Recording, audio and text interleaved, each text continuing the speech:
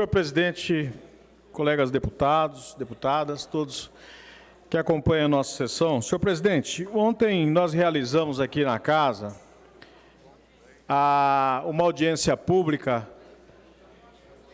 mais uma audiência pública, para discutir a reforma da Previdência, o projeto que tramita no Congresso Federal sobre a reforma da Previdência e também aqui no Estado, os impactos dessa reforma, essa decisão tomada por último do governo federal de deixar à incumbência dos estados a realização da reforma da Previdência dos servidores públicos estaduais e nos municípios também.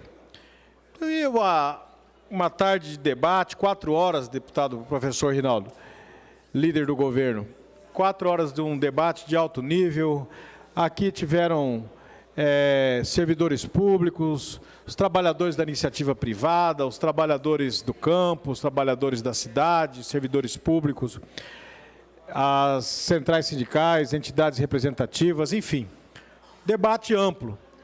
E ficou de uma forma muito clara e explícita a posição praticamente da totalidade de todos os participantes de contrariedade à reforma que tramita no Congresso, em primeiro lugar. Primeiro, porque nada contra a reforma, isso aqui foi dito por vários participantes, ninguém é contrário que se reforme, porque você pode reformar um sistema, inclusive para melhorá-lo, inclusive para estender benefícios, inclusive para poder criar condições maiores de dignidade para os trabalhadores, principalmente, para poderem usufruir do seu direito de ter a aposentadoria digna depois de uma longa jornada de trabalho. Mas o problema maior é a forma como foi encaminhado esse projeto de reforma e a forma como está sendo debatido no Congresso Nacional. O governo federal manda um projeto para a Câmara e o Senado debater e argumenta que é necessário fazer uma reforma pelo bem do Brasil. Ora, mas esse é o grande argumento da reforma? Nós precisamos pensar no Brasil. Beleza. Tá, e aí? Sobre esse argumento nós podemos propor qualquer coisa? E o que garante que o presidente, com a postura que tem, esteja efetivamente pensando no Brasil como um todo num primeiro momento e não esteja lá a serviço de pensar e defender interesses corporativos de minorias, que não é o interesse da maioria do povo brasileiro. Ninguém tem essa garantia. O encaminhamento deveria ser feito quando o governo argumenta de que existe um déficit na Previdência. A primeira coisa é mostrar para a população, mostrar para a sociedade aonde que está esse déficit. A real existência desse déficit.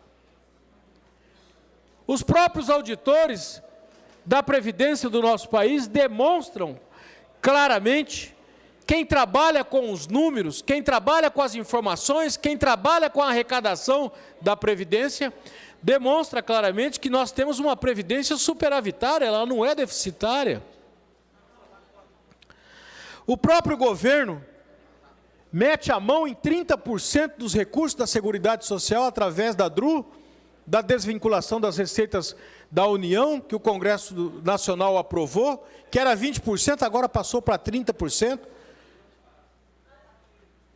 abocanhando 30% dos recursos destinados a assegurar a aposentadoria digna dos brasileiros. O governo também não toca no assunto dos grandes sonegadores da Previdência, porque isso também tinha que ser, é um debate que antecipa a questão da reforma, antecede, aliás, a questão da reforma. Quer reformar? Tem déficit, mostra o déficit.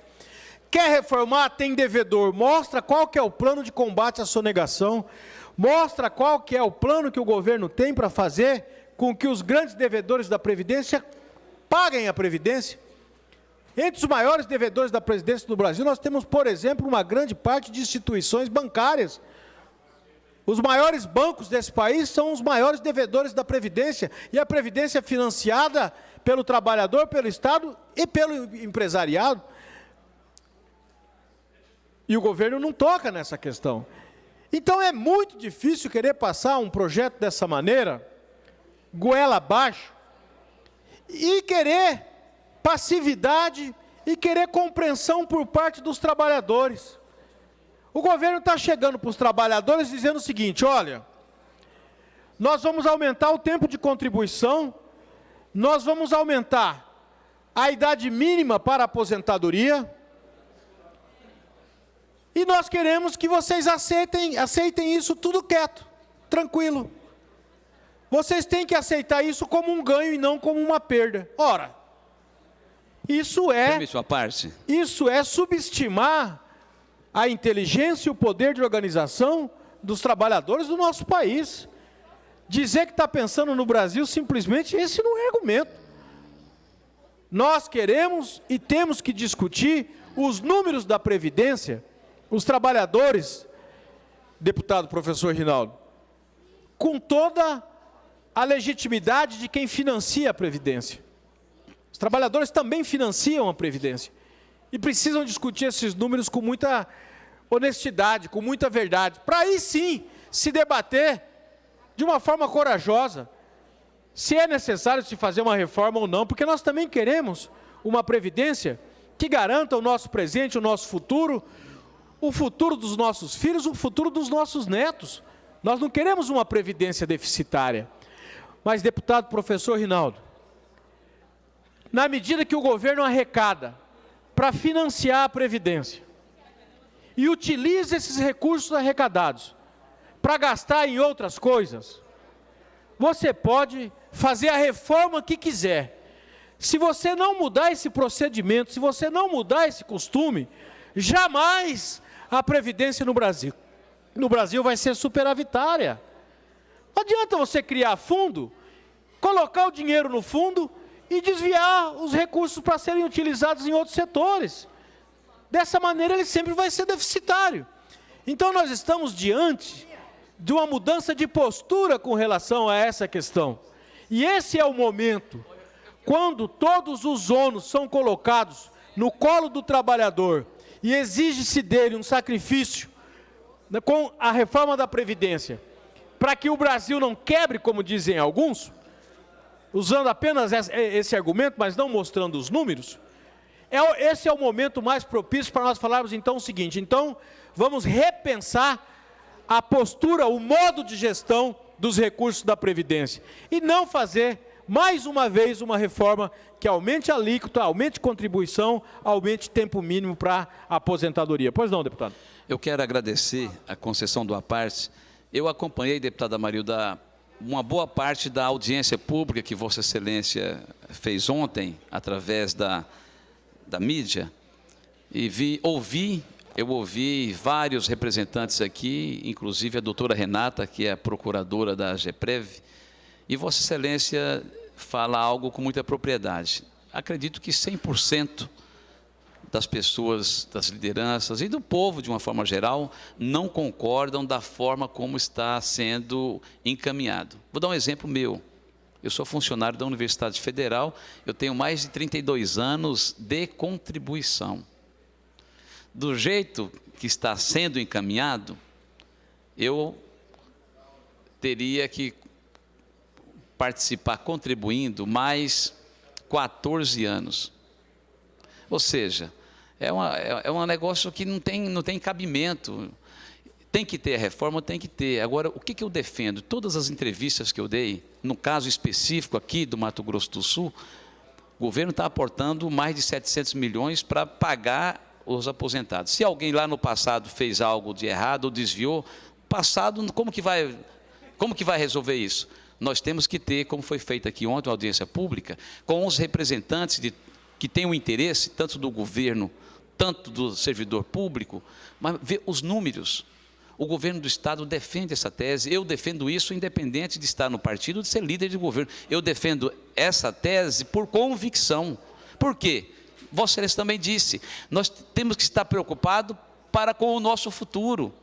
Hoje nós estamos pagando a aposentadoria daqueles que estão aí. E quem vai pagar a nossa? O mundo, muitos países fizeram. A Alemanha fez, a Grécia recentemente fez. Vossa Excelência acessa as informações através do maior assessor que todos nós temos aí, que é o Dr. Google. Tem país que gasta média de 6,5% do PIB em previdência. O Brasil já passou de 11,60%. Essa é uma realidade que tem que ser discutida, mas de que forma? Às claras, mostrando os números. Aqueles que erraram, se tiver condições de reverter, ótimo. Mas se não puder, o que nós vamos fazer?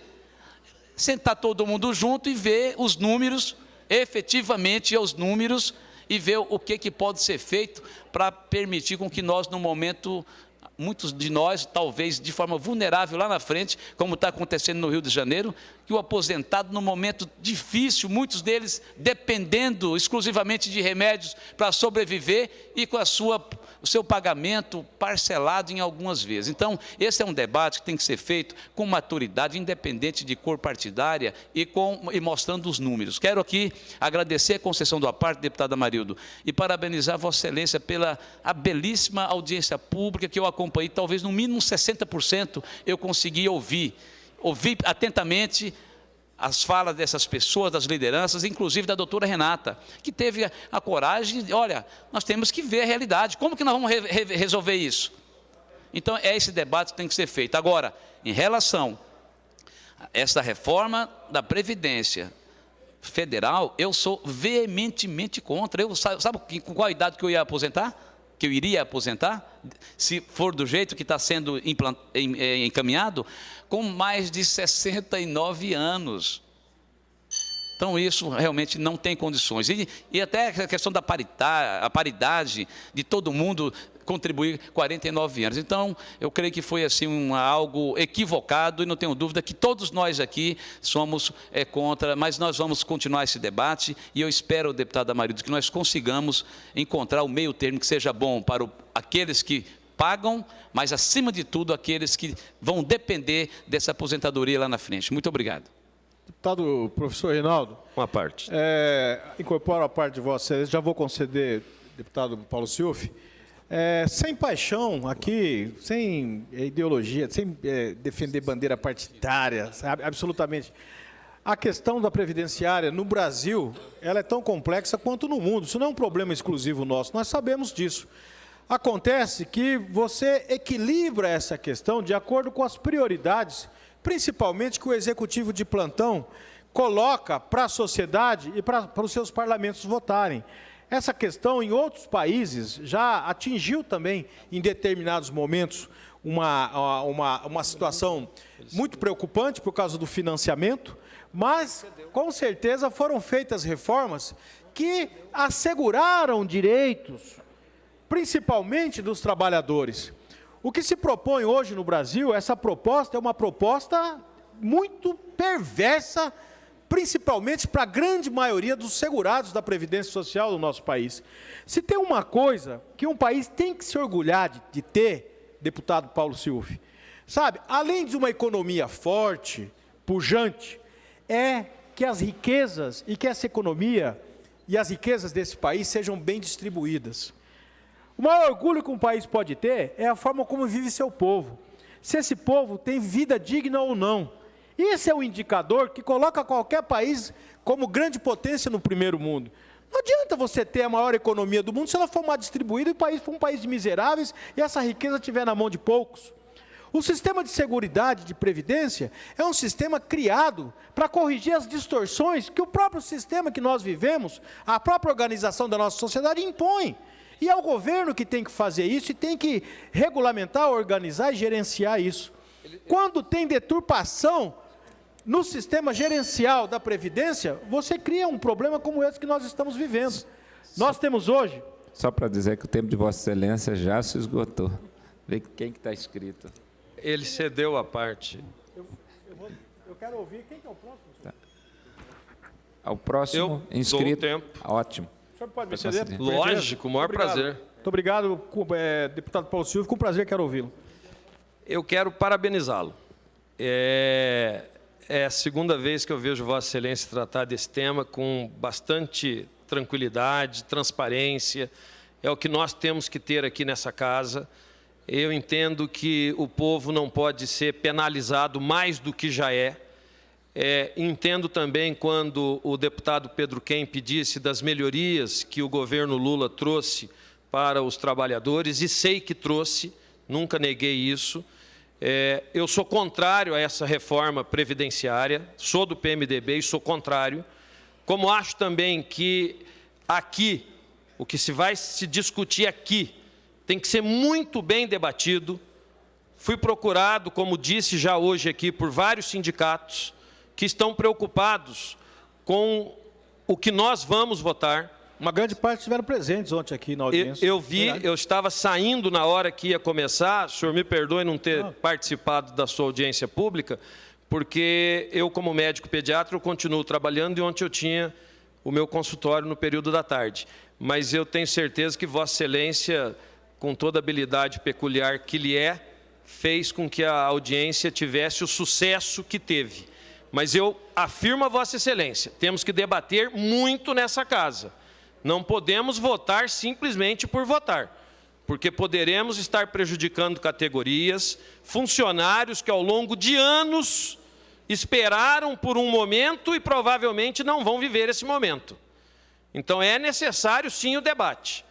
Eu faço das palavras de Vossa Excelência as minhas palavras, como se eu estivesse aí hoje. Ouvi atentamente, concordo plenamente.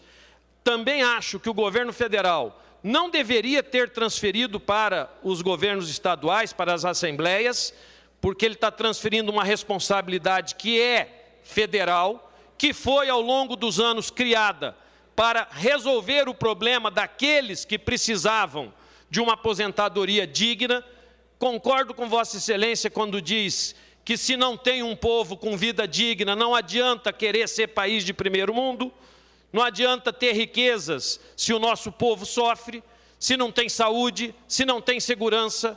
Então eu faço das palavras de Vossa Excelência as minhas palavras na manhã do dia de hoje. Quero parabenizá-lo, pode contar com o meu apoio integral disso que Vossa Excelência está tratando hoje aqui. E gostaria de que nós chamássemos mais vezes os servidores, porque eles me disseram no meu gabinete que não foram consultados por nenhum secretário, por nenhum chefe de secretário ou do governo do Estado para tratar da reforma aqui no nosso Estado. Então, eu acho que nós temos sim que debater, esse é o nosso dever como parlamentar e representante do povo do Mato Grosso do Sul. Parabéns. Muito obrigado, deputado Paulo Schiuffi. Incorporo na íntegra a parte de Vossa Excelência, e é fundamental externar essa preocupação, porque ontem a casa repleta e os servidores estiveram aqui, não só os presidentes de sindicatos, mas de uma maneira geral, lotaram as galerias, as centrais sindicais, se debateu muito o projeto nacional que tramita no Congresso Federal, foi colocado aqui as injustiças que contém esse projeto, no sentido de acabar com as aposentadorias especiais. Você falar que um policial que é responsável pela segurança tem que ter o mesmo tratamento e o tempo para a idade mínima para aposentadoria e tempo de contribuição como um outro trabalhador urbano, por exemplo, é você desconsiderar a peculiaridade que tem essa função. Vai um dia correr atrás de bandido para ver se aquela função ela tem que ser tratada de uma maneira diferente ou não. Assim como é com o trabalhador rural. Exigir que o trabalhador rural trabalhe a mesma quantidade de anos e contribua com a mesma forma como o trabalhador urbano é desumano. A atividade do trabalhador rural é totalmente diferente. Assim como eu acredito que tem que ser mantida a diferença de idade para homens e para mulheres, para a aposentadoria. O trabalho da mulher é diferente, a mulher trabalha, tem uma jornada de trabalho normalmente muito maior do que a do homem.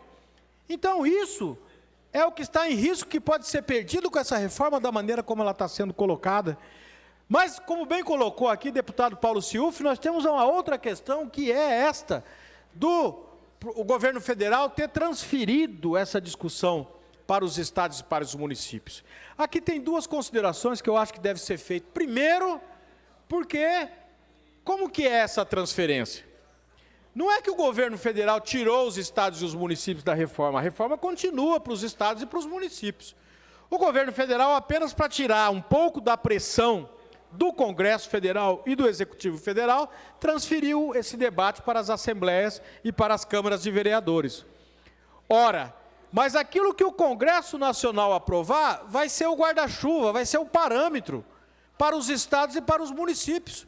Nada que for debatido e aprovado nas assembleias e nas câmaras municipais pode ser diferente das linhas gerais que forem aprovadas no Congresso. Então não mudou absolutamente nada. A única coisa que mudou é que nós vamos ter que fazer esse debate aqui na casa. E aí vai depender muito daquilo que o Executivo vai nos enviar. De que maneira que vai chegar um projeto de reforma da Previdência aqui no nosso Estado. E aqui quero antecipar, inclusive, já posicionamentos que foram tirados ontem na audiência pública. Que se o Executivo mandar para cá um projeto que imponha aos trabalhadores públicos do Estado de Mato Grosso do Sul também perdas, como aumento no tempo de contribuição, como aumento da idade mínima para a aposentadoria, como aumento na alíquota de contribuição, que a gente possa, junto com a discussão dessa questão aqui na casa, também abrir uma comissão parlamentar de inquérito, uma CPI, para poder também discutir com o governo do Estado os números da Previdência do servidor do Mato Grosso do Sul, se efetivamente ela é deficitária ou não, o histórico desde o antigo Previsul, como que foram feitas as concessões dessas aposentadorias. Nós temos denúncia que muita gente chegou a aposentar aqui no nosso Estado sem ter efetivamente contribuído ou trabalhado os 30 anos, no caso de mulher, e os 20 e os 35 anos, no caso de homens. Nós precisamos ver se isso é verdade. Ontem foi discutido aqui, pelo MS-Prev, inclusive, que o Executivo não pode ficar com ônus apenas de pagar as aposentadorias, inclusive dos outros poderes, que os outros poderes têm que recolher também para o Executivo, pagar ao Executivo a contribuição do servidor, para que esse dinheiro possa financiar os aposentados que existem, os inativos no nosso Estado. E foi falado aqui, inclusive da Assembleia, que a Assembleia tem que fazer esse recolhimento, que não faz, que os servidores apenas recebem pelo MS-Prev, mas a Assembleia não paga. A Assembleia tem que pagar. Essa discussão tem que ser feita de uma forma honesta e verdadeira, assim como o Tribunal de Contas também tem, assim como o Tribunal de Justiça, o Ministério Público, a Defensoria, todos os poderes. Não dá apenas para o Executivo pagar a aposentadoria e não ter esse financiamento, o dinheiro, o recolhimento para financiamento dessa aposentadoria recolhido ao Executivo. Então, essas coisas todas, elas precisam ser colocadas de uma maneira muito transparente. Nós ficamos aqui, então, com a incumbência de discutir, durante a tramitação desse projeto do Congresso Nacional e as decisões que influenciam no Estado, a oportunidade de pedir uma abertura de uma comissão parlamentar de inquérito, deputado Renato Câmara, para que a gente possa discutir melhor essa questão aqui na casa. E não se trata de pedir CPI para ser contra governo, para ser a favor de A, a favor de B, a favor de C. Pedir CPI para que nós possamos ter um espaço com transparência e responsabilidade para discutir os números da Previdência do nosso Estado. Pedir uma comissão de acompanhamento, inclusive ontem o deputado Júnior Mock, que abriu a audiência pública, fez uma sugestão, e tiveram aqui outros deputados presentes, deputado João Grandão, deputado Pedro Kemp, deputado Coronel Davi, também tiveram presentes, fizeram sugestões nesse sentido, de que nós possamos aqui na casa, inclusive, criar uma comissão para acompanhar essa reforma. E também outras sugestões, como, por exemplo, convocar aqui na casa o presidente do MS-Prev, Jorge Martins, para que venha aqui com os deputados debater de uma maneira transparente os números da Previdência, para que nós possamos também chamar aqui o Conselho dos Servidores, o CONPREV, que é o Conselho Previdenciário do Mato Grosso do Sul, que é esse conselho que supervisiona, que fiscaliza os números da Previdência do Mato Grosso do Sul, para que nós possamos também fazer uma radiografia dos problemas que nós temos e possamos discutir alternativas que não seja essa simplesmente de que no momento que você tem dificuldade, você aumenta tempo de contribuição, idade mínima e alíquota, principalmente para os servidores. Então, deputado Júnior Moca, já estou encerrando, sei que meu tempo já acabou, estou encerrando apenas para dar satisfação daquilo que nós tratamos, dos encaminhamentos que foram feitos durante a realização da audiência pública ontem, agradecer todos os participantes, os deputados, as autoridades que estiveram presentes, e dizer que nas próximas sessões aqui da Casa nós vamos estar apresentando requerimentos nesse sentido, de convocação, de discussão com o Comprev, né, de possível instalação de uma comissão parlamentar de inquérito, criando mecanismos de transparência e de democracia para que os servidores possam ter acesso aos números. A Previdência nada mais é do que uma poupança que o servidor faz para quando puder se aposentar, poder viver mais o resto da sua vida com dignidade. Se nós não cuidarmos desse patrimônio, os próprios servidores que são financiadores da Previdência também incorrem num grande erro de não poder acompanhar a gestão dos recursos que recolhem todos os meses. Esse é o momento oportuno de nós fazermos isso. Então, eu espero nas próximas sessões estar debatendo com mais profundidade e apresentando esses requerimentos para que nós possamos dar os encaminhamentos que foram tirados durante a realização da audiência pública de ontem, senhor presidente. Eram essas informações que eu queria passar. Muito obrigado aqui pela oportunidade dessa manifestação.